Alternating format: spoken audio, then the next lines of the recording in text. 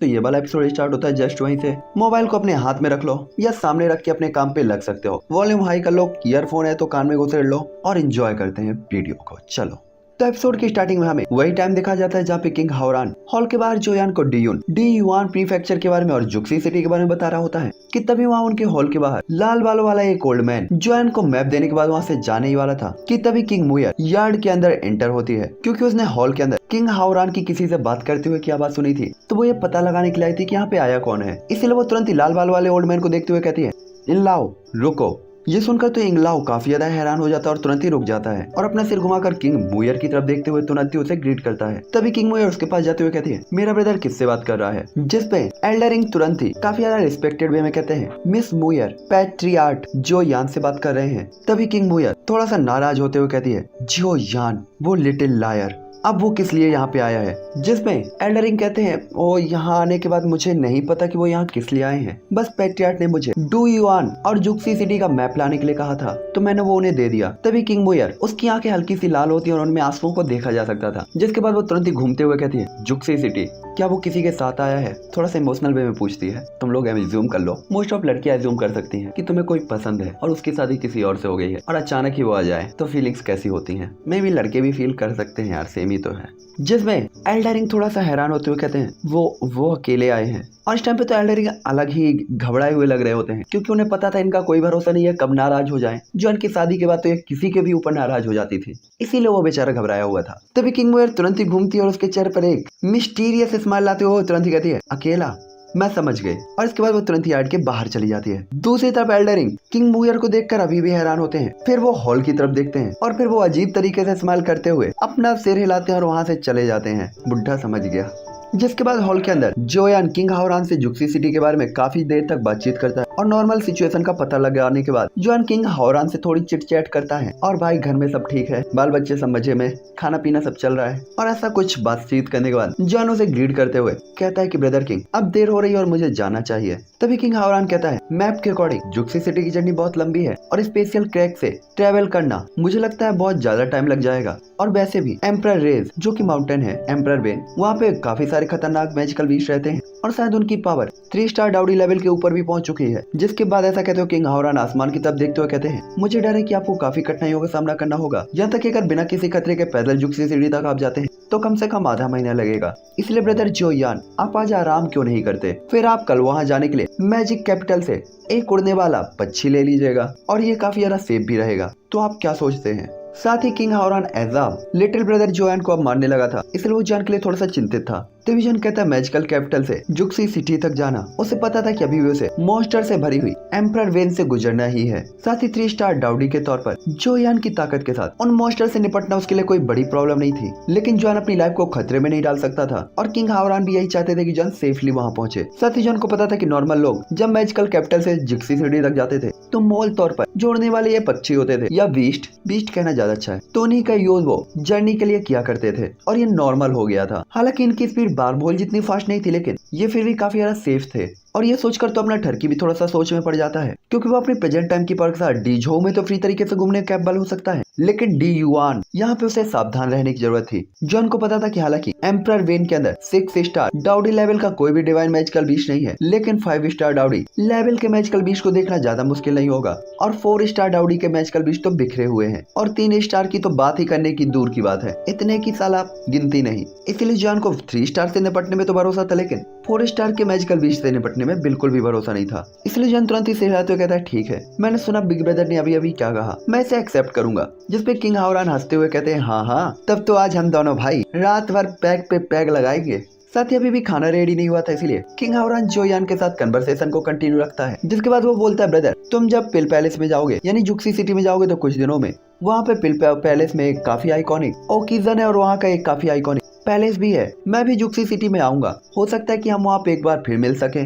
तो जोयान कहता है, पिल पैलेस में फेस्टिवल? और जोयान की आंखें साइन होती हैं। जोयान को पता था कि पिल पैलेस फेस्टिवल काफी स्ट्रॉन्ग लोगों से भरा हुआ है और जोयान की प्रेजेंट टाइम की एल्केमी को एम्परर ग्रेड के टाइम पे या कि उस लेवल पे नहीं काउंट किया जा सकता था। इसलिए जोयान को पता था वो इस पिल फेस्टिवल के तो कैपेबल नहीं था पार्टिसिपेट करने के लिए। हालांकि उसे पिल रिफाइनमेंट में काफी ज्यादा इंटरेस्ट था, लेकिन जॉन को पता था उसने एम्परर टियर की एक पिल को रिफाइन किया, लेकिन वो अभी भी एम्परर टियर की केवल 1 स्टार की पिल थी, इसलिए जॉन थोड़ा सा एम्बेरस था। तभी किंग हावरन काफी ज्यादा इंटरेस्टेड तरीके से जॉन की तरफ देखते हुए कहते हैं, केवल एक बार रिफाइन किया था तो क्या रिफाइनमेंट सक्सेसफुल रहा? जिस पे जॉन सिड़ाते हुए कहता है, हाँ रिफाइनमेंट तो सक्सेसफुल हो गया था, उसी के चक्कर में तो उस लड़की से मेरी शादी हुई, लेकिन उसके बाद से मैंने इसका कल्टीवेशन नहीं किया है, ना ही मैंने पिल रिफाइनमेंट की प्रैक्टिस की, इसलिए मैं ये कहने की हिम्मत नहीं कर सकता कि मैं एम्परर टियर की पहली टियर की भी पिल को अच्छे से रिफाइन कर पाऊंगा।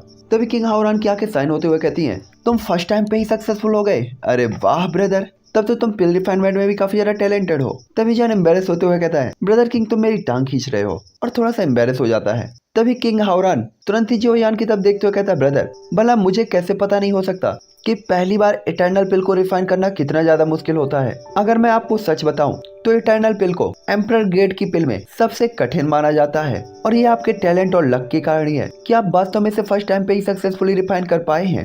साथ ही एल्केमी पैलेस के फेस्टिवल से पहले अभी भी बहुत टाइम बाकी है। साथ ही मुझे लगता है जुक्सी सिटी में बहुत सारे मेडिसिन इंग्रेडिएंट होंगे और आप वहां से वो खरीद सकते हैं, और आपको पिल रिफाइनमेंट में थोड़ा सा टाइम देना चाहिए। मुझे पूरा विश्वास है कि आपकी जो एल्केमी है वो काफी स्पीड के साथ सुधार करेगी, और शायद हम एल्केमी फेस्टिवल में एक साथ शामिल हो सके। और ऐसा कहते वो जोयान को मोटिवेट कर रहा होता है, और यही तो ऑब्वियसली बड़े भाई का काम होता है कि चल देख लेंगे, जो होगा देख लिया जाएगा, और उसके बाद जो होता है वो देखा नहीं जाता। तभी जॉन भी हंसते हुए कहता है, देखते हैं जब टाइम आएगा। हालांकि उसे ये पता था कि अभी उसकी पिल रिफाइनमेंट का लेवल काफी कम है, लेकिन किंग हावरन को उसे मोटिवेट करते हुए देखकर जॉन स्माइल करता है। साथ ही जॉन ने इस टाइम पे अपना मन बना लिया था कि वो पिल पैलेस के फेस्टिवल में शामिल होने के लिए अपनी एल्केमी को जरूर सुधारेगा। तभी किंग हावरन कहता है, ठीक है तो ये बात रही, टाइम आने पर मैं अपने जूनियर ब्रदर को जरूर इसके बारे में इन्फॉर्म करूंगा। ठीक है तो चलो अब पैक पे पैक लगाते हैं, और ये टाइम है पीने का। और ऐसा कहते हुए किंग हावरन खड़ा होता है, और उसी टाइम तक अब खाने की व्यवस्था हो गई होती है, तो दोनों बैठकर खाते हैं और पीते हैं और खूब सारी बातें करते हैं। साथ ही जॉन भी किंग हावरन के बिहेवियर से काफी ज्यादा इफेक्टिव हो गया था। साथ ही जॉन के दिल में किंग हावरन के लिए जो फीलिंग्स थी और प्यार था काफी ज्यादा बढ़ गया था। एज अ ब्रदर, अगला वाला प्यार मत समझ लियो, एज अ ब्रदर रिस्पेक्ट और ज्यादा बढ़ गई थी। साथ ही किंग हावरन से बातचीत करने के कारण जॉन देर रात तक अपने कमरे में नहीं लौटता, लेकिन कमरे में आने के बाद जॉन सीधा ही अपने बेड पर बैठकर पालथी मार के बैठ जाता है और डुइकोई उसे एक्टिवेट कर लेता है, और इसके बाद जॉन अपने कल्टीवेशन में बैठ जाता है। हालांकि स्टार्टिंग टाइम पे तो जॉन धीरे धीरे डोकोई को एक्टिवेट कर रहा होता और अब्सॉर्ब कर रहा होता है, लेकिन जैसे जैसे जॉन फोकस होता जा रहा होता है, डुइकोई को अब्सॉर्ब करने की उसकी स्पीड भी बढ़ती जा रही होती है, और आसपास की एनर्जी जॉन की बॉडी के अंदर कंडेंस होने लगती है। जिसके बाद चुपचाप ये रात भी बीत जाती है, और अगली सुबह हमें जोयान दिखाई देता है, जो कि बेड पर क्रॉस लेग बैठा हुआ होता है और धीरे धीरे अपनी आंखें खोलता है, तो उसकी आंखें कलरफुल साइन होती हैं। साथ ही काफी अजीब मिस्टीरियस लाइट जॉन की आंखों में साइन हुई थी। जिसके बाद जॉन खड़ा होता है, हड्डियों के चटचटाने की आवाज आती है, और जॉन काफी खुश फील करते हुए कहता है, यहाँ की डोकी तो सच में काफी ज्यादा स्ट्रॉन्ग है, और डी जो के कंपैरिजन में तो काफी रिच है। जॉन ने फील किया था कि डी में कल्टीवेट करना डी जो के कंपैरिजन में 2 से 3 गुना ज्यादा प्रॉफिटेबल था। और इसके बाद जॉन कहता है, शायद ये इसलिए है क्योंकि इस जगह पर हर साल पूरे साल ही फाइट होती रहती है, इसलिए यहाँ की जो है ओरिजिन को वो इतनी स्ट्रॉन्ग है। जिसके बाद जॉन हॉल से बाहर निकलता है तो जॉन किंग हावरन को देखता है, और उसे देखकर जॉन को ऐसा लगता है जैसे काफी लॉन्ग टाइम से वो जॉन का वेट कर रहा था। इसलिए जॉन तुरंत स्माइल करते हुए आगे बढ़ते हुए कहता है, ब्रदर किंग क्या तुम बहुत जल्दी उठ गए? तभी किंग हावरन जोयान की तरफ देखते हुए स्माइल करते हुए कहता है, अरे इतनी जल्दी क्यों उठ गए? ये तो वास्तव में पीने की बर्बादी है। वैसे मैं तुम्हें कुछ देना चाहता हूँ, यह है मैप, इसे एशियन टाइम से हमारे पास माना जा सकता है। साथ ही ये एक ऐसा मैप है जिसके अंदर 3 अजूबे यानी 3 मिस्टीरियस चीजें मार्क की गई हैं। हालांकि हमने इन्हें काफी लॉन्ग टाइम से खोजने की कोशिश की, लेकिन हम हर बार फेल रहे। साथ ही ये मैप हजारों सालों से हमारे पास है, और यहाँ तक मुझे पता है इस मैप की 1 से ज्यादा कॉपी है, और वे सभी एक जैसी हैं। साथ ही सभी को इसके ऑथेंटिकेशन पे शक है कि ये सही है या नहीं, लेकिन मेरे अकॉर्डिंग मुझे लगता है कि ये सही होना चाहिए। लेकिन मैं नहीं जानता कि मुझे इनमें से 3 अजूबों में से कोई कुछ क्यों नहीं मिला। शायद मेरी किस्मत उतनी अच्छी नहीं है, लेकिन ये हो सकता है कि आपके लिए यूजफुल हो, इसलिए आप इसे ले लें। और ऐसा कहते हुए एक मैप जो यान को सौंप देता है। दूसरे जोयान जैसे ही सुनता है कि ये 3 मिस्टीरियस चीजों का मैप हो सकता है, तो आंखों में तो फायर जलने लगती है भाई, और जॉन तुरंत उस मैप को देखता है। तभी किंग हावरन हंसते हुए कहता है, फ्यूचर में हम फिर से मिलेंगे। मैं अभी आपको सवारी के लिए मैजिकल कैपिटल लेकर जाऊंगा, क्योंकि आपको यहाँ की सड़कों से ज्यादा फैमिलियर नहीं होना चाहिए। तो चलो चलते हैं। ये सुनकर जॉन किंग हावरन की तरफ सिर हिलाता है, उसे ग्रीट करता है और मैप को स्टोरेज रिंग में डाल लेता है, और इसके बाद उसे फॉलो करने लगता है। साथ ही सुबह सुबह डेमन सिटी पहले ही लोगों से भरी हुई होती और आसपास जो जगह थी वो काफी अच्छी थी। डेमन सिटी और मैजिकल कैपिटल दोनों इसी के नामे लगता है। साथ ही यहाँ पे अधिकांश लोग हथियारों से लैस थे और ऐसा लग रहा था कि ये सभी लोग अपने अपने कल्टीवेशन और रिट्रीट और प्रैक्टिस के लिए निकले हैं। साथ ही बातें करते हुए और हंसते हुए वो दोनों लोग एक ऐसी जगह पर पहुंच जाते हैं जहाँ पे काफी सारे लोग जमा थे और वहाँ पे लगभग 10 फीट ऊंचा एक ब्लू कलर का स्टोन फ्लोर होता है जिसका माहौल काफी ज्यादा विलेज टाइप लग रहा होता है। तो किंग हावरान जॉन को बताता है ये रजिस्ट्रेशन ऑफिस होना चाहिए। जिसके बाद जॉन स्टेज पर देखता तो एक काफी मोस्ट ब्यूटीफुल लड़की और एक लाल कपड़े में पहने हुए एक लड़की होती है जो काफी ज्यादा बिजी दिख रही होती है। तो एक एक दो लड़कियां ना हो गई। तभी किंग हावरान जॉन को वहां ले जाता है और सभी लोग किंग हावरान को देखकर तुरंत ही एक तरफ हट जाते हैं और उन्हें प्रणाम करते हैं और कहते हैं जहाँ पनाह तौबा कबूल तोहफा कबूल करें। किस पिक्चर का डायलॉग है यह? तोहफा कबूल करें। साथ ही सभी लोग काफी ज्यादा तारीफ भरी नजरों से किंग हावरान को देख रहे थे क्योंकि डेमन सिटी में किंग हावरान पहले ही काफी ज्यादा पॉपुलर माना जा सकता था। साथ ही खासकर तब जब उसने हाल ही में डेमन ट्राइब के अंदर ये अनाउंस किया था कि उसे न्यू डेमन एम्परर माना गया है। साथ ही उन्होंने कभी भी किंग हावरान से आसानी से मिलने की उम्मीद नहीं की थी। ना ही यहाँ पे डेमन कैपिटल में कोई इतना ज्यादा लकी था कि वो किंग हावरान से आसानी से मिल सके। दूसरी तरफ वो खूबसूरत लड़की किंग हावरान को जानती थी, इसीलिए वो काफी कंफ्यूजिंग तरीके से उन्हें देखती है और तुरंत ही उन्हें रिस्पेक्टेडली ग्रीट करते हुए कहती है आप कहाँ जा रहे हैं माय लॉर्ड। तभी किंग हावरान हंसते हुए कहते हैं अरे नहीं मैं कहीं नहीं जा रहा, मेरी तरफ से मेरा लिटिल ब्रदर जा रहा है। मेरे लिए एक सबसे अच्छा उड़ने वाला बीस्ट ढूंढो और उसमें उसे अकेले बैठाओ। साथ यहाँ पे किंग हावरान काफी ज्यादा पोलाइटली उसे ऑर्डर देता है और उसकी वॉइस में ना ईगो होता ना ही गुस्सा, काफी प्यार से बोलता है। ये होती है भाई पावर के साथ अगर तुम्हारे अंदर ईगो नहीं आया तो। नहीं तो हमारे यहाँ पे तो लड़के काला चश्मा लगाकर पाइनएप्पल कटिंग कटवा के आईब्रोज में और बालों में 4-5 कट मरवा के फटे पैंट पहन के ऐसे पोजिंग मारते जैसे बस हमारे देश के अगले प्रधानमंत्री यही होने वाले हैं। कुल मिला के मैं छपरियों की बात कर रहा हूँ। चलो आगे चलते हैं। तभी वो लड़की जैसी ऑर्डर सुनती है तो जल्दी से सिर हिलाती है और अपने बगल में लाल कलर के कपड़े पहने हुए लेडी से कुछ बातें कहती है। तो उस लड़की की बात सुनकर उस लेडी के फेस इंप्रेशन बदल जाते हैं और वो थोड़ा सा उदास लगती है। जिसके बाद वो रेड कलर के कपड़े पहने हुए लेडी अपने बदले हुए फेस इंप्रेशन के साथ किंग हावरान और जोयान की तरफ जाती है और जल्दी से उन्हें रिस्पेक्टेडली ग्रीट करते हुए कहती है मुझे नहीं पता था कि ये लॉर्ड डेमन एम्परर है जो यहाँ पर आए हैं, कृपया मुझे माफ कर दें। तभी किंग हावरान उस लेडी की तरफ देखते हुए कहता है भूल जाइए मैं आपको कोई दोस्त नहीं दे रहा, मुझे बस रास्ता दिखाइए। जिसपे वो लाल कलर के कपड़े पहने हुए लेडी तुरंत ही रिस्पेक्टेडली उन्हें ग्रीट करते हुए कहती है माय लॉर्ड कृपया मेरे पीछे आए। और इसके बाद वो किंग हावरान और जोयान को उस जगह से ले जाती है जहाँ पे भीड़ इकट्ठा थी। साथ ही भीड़ से गुजरते हुए जोयान काफी बड़े बड़े बीस्टों को देखता है और यहाँ पे हर टाइप के बीस्ट थे। साथ ही इन उड़ने वाले बीस्टों की जो पावर थी और लेवल थे ये ज्यादा ऊंचे नहीं थे और सबसे हाईएस्ट शायद 3 स्टार डाउडी लेवल पर था, लेकिन इनका जो बिहेवियर था वो काफी ज्यादा सॉफ्ट था। साथ ही इनकी साइज बहुत बड़ी थी और उड़ने की स्पीड भी काफी तेज थी और इन्हें खास तौर पर पालतू माना जा सकता था और इनका यूज लोगों के लिए ट्रांसपोर्ट के लिए किया जाता था। जिसके बाद वो लाल कलर के कपड़े पहने हुए लेडी किंग हावरान और जोयान को एक काफी बड़े बीस्ट के पास ले जाती है और उस बीस्ट को देखकर और उसकी फिगर को देखकर कोई भी अंदाजा लगा सकता था कि इसकी स्पीड काफी खतरनाक होने वाली है। तभी वो लेडी उस बर्ड की तरफ देखते हुए कहती है सर ये बड़ा वाला नहीं उसके बगल वाला। तभी जोयान उसके बगल में देखता है तो एक छोटा सा वर्ड होता है। तो जोयान कहता है इससे जाएंगे हम। तभी वो लेडी कहती है सर ये वर्ड छोटा है लेकिन इसे जियो वर्ड कहा जाता है और इसकी उड़ने की स्पीड सबसे ज्यादा फास्ट होती है।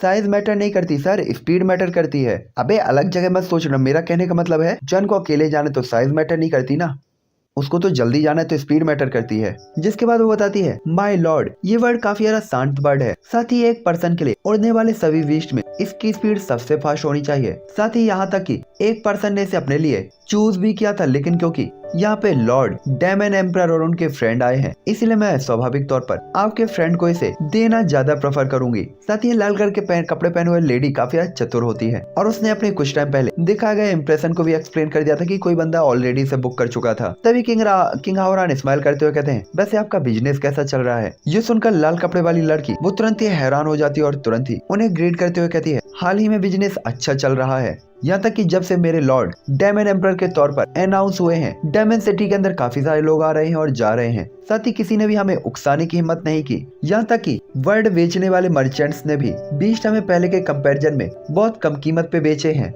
इसीलिए हाल ही में हमने बहुत सारे नए वर्ड्स को भी खरीदा है और बिजनेस और भी ज्यादा लग्जीरियस और रिच होता जा रहा है। साथ ही ये जो बर्ड का ट्रांसपोर्ट का ये जो बिजनेस था ये एक जो था सोर्स था ब्लड डेमन क्लेन की इनकम का, इसलिए किंग हावरान को इसकी फिक्र थी। और ये सुनकर कि बिजनेस काफी अच्छा चल रहा है किंग हावरान काफी सेटिस्फाइड होते हुए कहते हैं और इसके बाद जॉन की तरफ देखते हुए कहते हैं ठीक है ब्रदर मैं केवल तुम्हें यहाँ से भेज सकता हूँ, बाकी की जर्नी का तुम एंजॉय कर सकते हो और आनंद ले सकते हो। और ऐसा कहते हुए वो जॉन के कंधे को थपथपाते हैं। तभी जॉन भी उन्हें धन्यवाद कहते हुए कहता है, ब्रदर किंग अलविदा, हम फिर मिलेंगे। और ऐसा कहते हुए जॉन उस बर्ड के ऊपर चढ़ जाता है और इसके बाद वो बर्ड भी काफी आराम से धीरे धीरे हवा में उठता है। साथ ही भले ये बीस्ट बाकी का कंपैरिजन में सबसे छोटा था, लेकिन जो यान के लिए अभी भी ये बैठने के लिए काफी बड़ा था।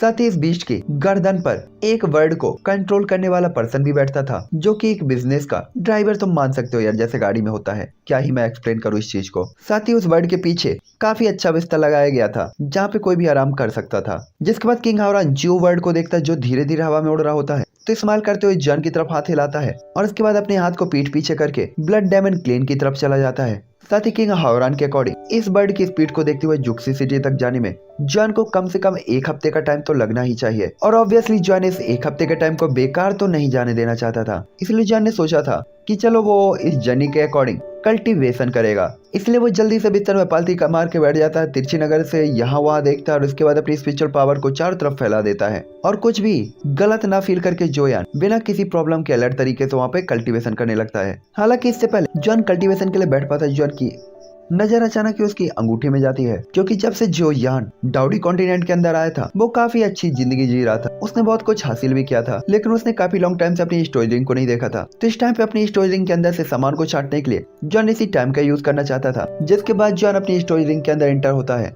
तो उसकी स्टोरेज रिंग के अंदर उसे काफी सारी चीजें दिखाई देती हैं। हालांकि जॉन ने पहले डाउडी कॉन्टिनेंट के अंदर अपनी स्टोरेज रिंग से काफी सारी चीजों को साफ किया था और उन्हें काफी ज्यादा अच्छी तरीके से अरेंज किया था। साथ ही बाकी की बची हुई चीजों को जॉन ने एक कोने पर ढेर कर दिया था। जिसके बाद जोयान की स्पिरिचुअल पावर अचानक से झिलमिलाती हुई 2 चीजों पे जाकर रुक जाती है, और वो 2 चीजें होती हैं जो यान के द्वारा त्यानमो माउंटेन रेंज में मारे गए डेमन फॉक्स 1 स्टार का कोर और किंग हावरान द्वारा दिया गया 6 स्टार डाउडी लेवल के मैजिकल बीस्ट का कोर। जिसके बाद जॉन 1 स्टार डाउडी के उस फॉक्स के कोर को बाहर निकालता है, जिसके अंदर से ब्लडी फॉग रिलीज हो रही होती है और एक मिस्टीरियस ऑरा। तो जॉन अपने हाथ से ब्लड मिस्ट को रिलीज करते हुए इसे घेर लेता है और ये कुछ ही टाइम के अंदर जॉन की बॉडी के अंदर अब्सॉर्ब हो जाता है।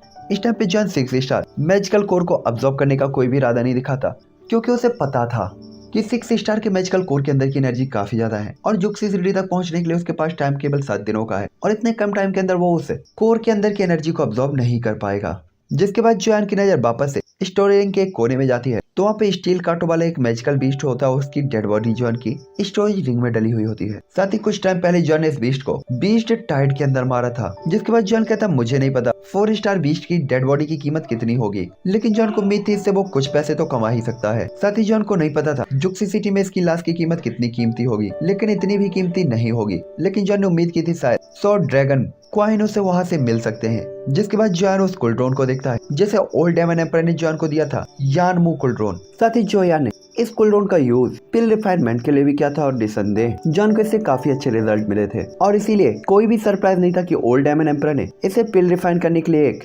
मैजिकल आर्टिक्राफ्ट कहा था। जिसके बाद जोयान यानमू कुलड्रोन के बगल में पिल के फॉर्मूलों का ढेर देखता है। इसमें से एक ढेर था जो कि जो लॉन्ग द्वारा दिया गया था, तो दूसरा ढेर था जिसे डेमन एम्परर द्वारा दिया गया था। जो लॉन्ग द्वारा दिए गए स्क्रॉल्स को देखने पर ये बहुत सारे नहीं थे, साथ ही इनमें से ज्यादातर लो ग्रेड के थे। इसीलिए जोयान का दिमाग ओल्ड डेमन एम्परर द्वारा दिए गए मैप्स या की स्क्रॉल पे जाता है, जो कि ओल्ड डेमन एम्परर की पूरी लाइफ की सेविंग थी। यहाँ तक कि कुछ ऐसे भी स्क्रॉल्स थे जिसे एशियन टाइम पे अनबीटेबल कहा जा सकता था, जिनकी तो पिल रिफाइनमेंट ही इस टाइम पे गुम हो चुकी थी। जिससे जॉन भी काफी हैरान होता है और काफी ज्यादा क्यूरियस भी होता है। जिसके बाद जॉन अपने हाथ को घुमाता है और स्टोरेज रिंग से एक पिल का फॉर्मूला निकालता है। जिसके बाद जॉन जैसे उस स्क्रॉल को पकड़ता तो एक मिस्टीरियस मेडिसिनल स्मेल जॉन के चारों तरफ घूमने लगती है, जिससे तो अपना टर्की कुछ टाइम के लिए स्वर्ग में होने की अनुभूति करता है। जिसके बाद जॉन खुद को कंट्रोल करते हुए धीरे धीरे स्पिरिचुअल पावर को उस स्क्रॉल के अंदर डालता है। तो यह किंग क्वी रिकवरी पिल होती है, जो कि एम्परर गेट के 2 स्टार के डाउडी की बैटल क्वी को तुरंत ही वापस से रिकवर करने में मदद कर सकती थी। यहाँ तक कि एक 3 स्टार डाउडी रैंक के वॉरियर की भी ओरिजिन क्वी को तुरंत ही फुलफिल करने के लिए कैपेबल थी, लेकिन इसकी रैंक थी इस क्वी रिकवरी पिल में 1st रैंक की पिल 2 स्टार डाउडी की क्वी को रिकवर कर सकती थी, 2nd रैंक की पिल 3 स्टार डाउडी की क्वी को रिकवर कर सकती थी, और 3rd रैंक की पिल 4 स्टार डाउडी की सभी क्वी को वापस से रिगेन कर सकती थी। साथ ही इस पिल को किंग लिन पिल कहा जाता था, लेकिन हम इसे क्वी रिकवरी पिल ही कहेंगे, जो कि मोस्ट ऑफ अच्छा लग रहा है, जो कि इसका काम भी है। साथ ही इसके अंदर यूज होने वाले जो मेडिसिनल इंग्रेडिएंट थे वो भी काफी ज्यादा स्पेशल थे, जिसके बाद ताकत 80% तक कम हो जाती थी। हालांकि 1 घंटे बाद वापस से ठीक हो जाती थी, लेकिन अगर तुम उतने टाइम के अंदर नहीं पेल पाए बंदे को, तो तुम्हें पेलना काफी आसान हो सकता था। हालांकि अगर तुम अपनी लाइफ के साथ जुआ खेलना चाहते हो तो ये काफी अच्छा था। जिसके बाद जॉन पढ़ता है नेक्स्ट पिल का नाम सोल डिवोरिंग पिल। हाँ, वो पिल बता दूं, वो 4th रैंक की पिल थी, मतलब टियर 4 की। इसके बाद आती है सोल डिवोरिंग पिल, जो कि सोल डिवोरिंग प्रिंट को हटा सकती है, और ये एम्परर टियर के 4th की पिल होती है, यानी 4 स्टार की पिल होती है। जिसके बाद होती है एक इनविजिबल पिल, जो एम्परर टियर 4 की पिल होती है, जो कि कुछ टाइम के लिए तुम्हें गायब कर सकती थी। फिर एक होती है इन यांग पिल, जो इन यांग को कंट्रोल करने के लिए यूज होती थी। फिर आती है पर्पल हार्ट पिल, जो कि 5 स्टार एम्परर टेबुलेशन को काफी ज्यादा वीक कर सकती थी, लेकिन ये एम्परर टियर 5 की पिल होती है। जिसके बाद जॉन कहता है ओल्ड डेमन एम्परर के पास तो काफी खतरनाक चीजें थी, सच में खतरनाक। तभी जॉन की नजर एक और पिल पे जाती है, रेजुविनेशन पिल, यानी कि ये बूढ़े को भी जवान बना सकती थी। शिलाजीत मिला रहता है क्या इस पिल में? छी छी, कितना गंदा आदमी हूं मैं। मतलब ये पिल ओल्ड को यंग बना सकती थी, और ये भी एम्परर टियर 5 की पिल होती है। और साथ ही साथ ह्यूमंस के बीच में ये पिल सबसे ज्यादा पॉपुलर थी, खास तौर पर लड़कियों के लिए। हाँ भाई, मेकअप जो करती हैं, पिल जो मेकअप का काम कर सकता है, तो क्या ही जरूरत है फिर मेकअप करने की। जिसके बाद फिर आती है निर्वाणा पिल, जो कि एम्परर टियर 6 की पिल होती है, और ये लगभग मरे हुए इंसान के अंदर अगर थोड़ी सी भी जान बची हुई है तो उसे वापस से जिंदा कर सकती है, ताकत को रिगेन कर सकती है, यहाँ तक कि रेनकार्नेट भी, यानी पुनर्जन्म भी करा सकती है। जो देखकर जॉन कहता है ये सच में काफी अच्छा है, लेकिन अभी ये यूजफुल नहीं है। जिसके बाद जॉन लो लेवल से लेकर हाई लेवल तक काफी सारे स्क्रोल्स को देखता है, लेकिन जॉन की प्रेजेंट टाइम के एल्केमी स्किल्स को देखते हुए ये अभी भी जॉन के लिए इतना यूजफुल नहीं थे। क्योंकि जॉन के लिए तो यूजफुल थे, लेकिन जो यान इन्हें रिफाइन नहीं कर सकता था। साथ ही ब्लड डेमन एम्परर के ओल्ड एम्परर ने पूरी लाइफ तक सेव किए थे। इसका मतलब था ये पिल अपने आप में आइकॉनिक पिल्स होनी चाहिए। हालांकि जब जॉन इन पिल्स को एक एक करके देख रहा होती है बोन मैरो पिल, या कि मैरो पिल, और इसका यूज डेंटियान को रिफाइन करने, बोन्स को स्ट्रॉन्ग करने और एसेंस को कंडेंस और रिफाइन करने के लिए किया जाता था, जिसके कारण बॉडी काफी ज्यादा स्ट्रॉन्ग होती थी। लेकिन आखिरकार ये पिल एम्परर टियर 5 की पिल थी, और जॉन ने भी इसे स्क्रोल को पहले देख लिया था। साथ ही जॉन ने इस पे ज्यादा ध्यान नहीं दिया था, लेकिन जानलाओ के कहने के बाद जॉन थोड़ा सा इस स्क्रोल को ध्यान से देख रहा होता है। साथ ही जॉन को जहाँ तक पता था, बॉडी को स्ट्रॉन्ग करने के लिए बहुत कम ही गोलियां थी, और ये कहा जाता था कि वे सभी काफी रेयर मेडिसिन है, साथ ही काफी हाई रैंक की भी। यहाँ तक कि ओल्ड जान के इंप्रेशन से तुम पता कर सकते थे कि ये कितनी ज्यादा रेयर होती हैं। यहाँ तक कि मैरो पिल, जो डेंटियान को रिपेयर करती है, ये तो और भी इजी नहीं थी, लेकिन इसका इफेक्ट काफी आसान था, मतलब अच्छा था। तभी जॉन इस मैप के स्क्रोल के अंदर के जरूरी इंग्रेडिएंट को रीड करता है, तो जॉन हैरान रह जाता है, क्योंकि इसमें तो कुछ ऐसे भी इंग्रेडिएंट थे जिनके बारे में जॉन ने कभी सुना ही नहीं था। साथ ही इस स्क्रोल के नीचे ओल्ड डेमन एम्परर का एक थॉट भी लिखा हुआ था कि मुझे छोड़कर इस पिल फॉर्मूले के बारे में जो कोई भी जानता था, उन सबको मैंने मार दिया है। और ये चीज पहले ही बताती थी कि ये पिल कितनी ज्यादा एक्स्ट्रा ऑर्डिनरी है। यहाँ तक कि ब्लड डेमन एम्परर जुआन हुआंग इतने ज्यादा क्रूएल थे कि उन्होंने उन सभी एल्डर्स को मार डाला था जो इस पिल को जानते थे। जिसके बाद ओल्ड जान कहते हैं, लड़के, मैरो रिपेयरिंग पिल ये वास्तव में काफी ज्यादा खास है, और मैंने पहली बार इसके बारे में सुना है। साथ ही इसके कमेंट से पता चलता है कि इसका इफेक्ट काफी ज्यादा एक्स्ट्रा ऑर्डिनरी होना चाहिए, और ये पिल तुम्हारी फिजिकल स्ट्रेंथ को बढ़ाने में काफी हेल्पफुल होगी, क्योंकि ये आपसे रिलेटेड है। क्योंकि जितनी जल्दी आपकी फिजिकल स्ट्रेंथ बढ़ेगी, मॉन्स्टर्स का ब्लड अब्सॉर्ब करना उतना ही ईजी हो जाएगा आपके लिए। तभी जान कहता है, लेकिन रिफाइनमेंट के लिए जरूरी इंग्रेडिएंट तो काफी ज्यादा रेयर है। तभी ओल्ड जान कहते हैं, तुम्हें इन्हें खुद ही ढूंढना होगा। लेकिन आइए इसके बारे में बात नहीं करते, क्योंकि ये पिल टियर 5 की पिल है, और आपकी प्रेजेंट टाइम की स्ट्रेंथ के साथ ये अभी भी बहुत ज्यादा है, क्योंकि आप वीक हैं और लो ग्रेड की ही पिल को रिफाइन कर सकते हैं। तो गोल्डन टावर के अंदर कुछ लो ग्रेड मेडिसिनल इंग्रेडिएंट है, जो कि मेडिसिन इंग्रेडिएंट लेयर पर हैं। आप वहां पे जाकर कल्टीवेट कर सकते हैं और प्रैक्टिस करके अपनी एल्केमी को सुधार सकते हैं। ये सुनकर जॉन भी अजीब तरीके से इस्तेमाल करता है, क्योंकि आने का टाइम था। तभी जानलाओ के सारे के साथ गोल्डन टावर बाहर आ जाता है, और जानलाओ उसके अंदर एंटर हो जाते हैं, और इसके बाद जोयान भी उसके अंदर एंटर हो जाता है। उसके अंदर एंटर होने के बाद जोयान लॉन्गी की तरफ देखता है, जो अपनी चोटों से पूरी तरीके से रिकवर हो चुका होता है और अंदर ट्रेनिंग कर रहा होता और रिट्रीट। इसलिए जॉन स्माइल करते हुए लॉन्गी की तरफ देखते हुए कहता है, क्या आपकी सभी चोटें ठीक हो गई? जॉन को याद था कि डेमन ग्रेवयार्ड के अंदर लॉन्गी काफी हैवीली इंजर्ड हो गया था, इसलिए जॉन अपने दिल ही दिल में काफी ज्यादा माफी भी मांगता है। दूसरी तरफ लॉन्गी जब जॉन को देखता है तो वो काफी ज्यादा खुश हो जाता है, और मुस्कुराते हुए सिर हिलाते हुए कुछ नहीं कहता। लॉन्गी को बात करना बिल्कुल भी पसंद नहीं था, साथ ही जॉन को भी इसकी आदत हो गई थी, इसीलिए वो लॉन्गी से बस इशारों में ही बात कर लेता था। और इसके बाद वो मुस्कुराते हुए लॉन्गी के सिर को थपथपाता है, और ज्यादा कुछ भी ना कहते हुए सीधे ही ट्रेनिंग के लिए सेकंड लेयर पे चला जाता है। जिसके बाद जॉन चलते चलते ब्लू प्लेस में पहुंच जाता है, जो कि इस टावर की थर्ड लेयर होती है, रिफाइनमेंट लेयर। और थोड़ी से प्रेशर और रेजिस्टेंस के बाद जॉन सीधा ही अंदर एंटर हो जाता है। तो अंदर इंटर होते ही जॉन को मेडिसिनल इंग्रेडिएंट की एक हल्की सी स्मेल सुनाई देती है, मतलब महसूस होती है, जिससे तो जॉन का दिमाग हिल जाता है और वो काफी हैरान होता है। क्योंकि जॉन ने देखा था यहाँ जमीन पर मेडिसिनल इंग्रेडिएंट के बड़े बड़े ढेर लगे हुए थे, बिल्कुल पहाड़ों की तरह। यहाँ तक कि यहाँ की बॉल्स में भी काफी रेयर इंग्रेडिएंट उगे हुए होते हैं। साथ ही यहाँ पे काफी सारे रेयर ट्रीज, फ्लावर्स, साथ ही मेडिसिनल इंग्रेडिएंट से जुड़ी हुई काफी सारी बुक्स और एक बगीचा भी होता है। जिसके बाद ओल्ड जॉन भी मेडिसिन लेयर में दिखाई देते हैं और जॉन कैसे इंप्रेशन को देखकर स्माइल करते हैं, क्योंकि उन्हें पता था ये गोल्डन टावर इतना भी इजी नहीं है और ये जॉन को घड़ी घड़ी हैरान करने वाला है। और अभी जॉन जो कुछ देख रहा है वो तो केवल बहुत छोटी चीज है इस गोल्डन टावर की। तभी जॉन कोने में कुछ लो ग्रेड के इंग्रेडिएंट को देखता है और इसके बाद सोचता है कि मैं इनका यूज अपनी एल्केमी को सुधारने के लिए कर सकता हूँ, क्योंकि उसकी प्रेजेंट टाइम की एल्केमी काफी वीक थी। इसलिए हाई क्वालिटी के इंग्रेडिएंट जॉन बेकार नहीं करना चाहता था। इसलिए जॉन सिर हिलाता है और स्माइल करते हुए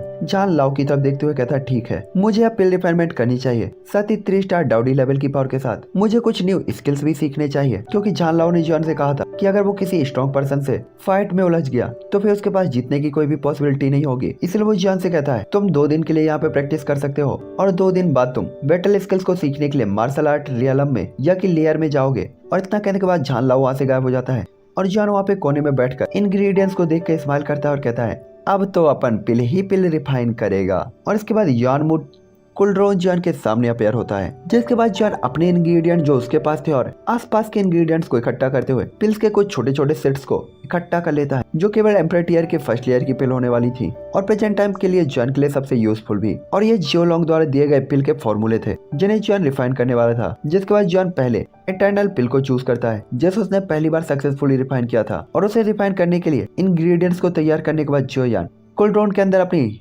रेड येलो फ्लेम को एक्टिवेट कर देता है और उन्हें रिफाइन करना स्टार्ट कर देता है। साथ ही जॉन की फ्लेम की पावरफुल पावर के साथ कुछ ही झटके में ये इंग्रेडिएंट पाउडर में बदल जाते हैं और जलकर नष्ट हो जाते हैं। ये देखकर जॉन थोड़ा सा उदास होता है, क्योंकि उसने इटर्नल पिल को रिफाइन तो किया था, फिर भी वो अभी भी अपने आप को फुल्ली मास्टर नहीं मान सकता था, क्योंकि फ्लेम कंट्रोल एबिलिटी अब वास्तव में उसकी जंग खा चुकी थी।